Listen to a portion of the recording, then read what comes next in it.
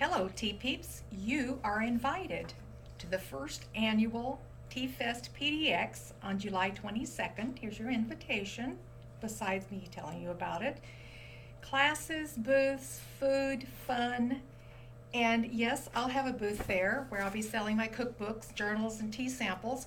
But the best part are our classes.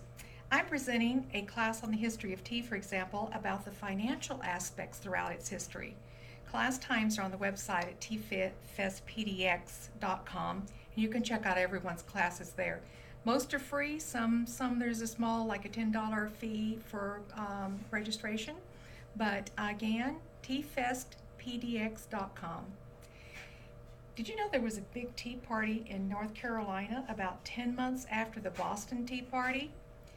And the Boston Tea Party, as we know, sparked the Revolutionary War. Well, why? Because of money and taxes. And when they got through juggling everything around, they took everything away except taxes on tea. And taxes levied without any representation in Parliament for the colonists. It was just a form of enslavement. We're going to take your money, you're going to do what we tell you to do, but no, you can't have an opinion.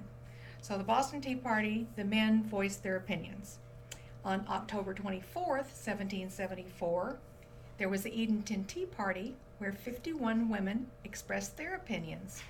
Now, why was this important? Well, England badly needed money, badly, and much revenue came from the sale of clothing, household goods, implements, and tea, of course, to the colonies.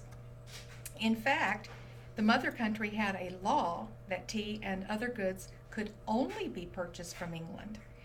And that meant that base goods were made in the colonies by the colonists, shipped to England, for example, plowshares and hoes and other implements, and then repurchased by the colonists who had provided the things going in, and yet they couldn't have an opinion about what they were doing. So there was a lot of wrangling, as you may recall in history, about what was being done and how to get representation without paying the taxes. There wasn't a problem with paying the taxes. The idea was having equal opportunity to speak. But the colonists weren't considered English. They were just colonists. Well, England had their own opinion, but the Edenton Tea Party was organized by Mrs. Penelope Barker. And as I said, a total of 51 women signed a proclamation that said, "We, the aforesaid ladies, will not promote ye wear of any manufacturer from England until such time that all acts which tend to enslave our native country shall be repealed."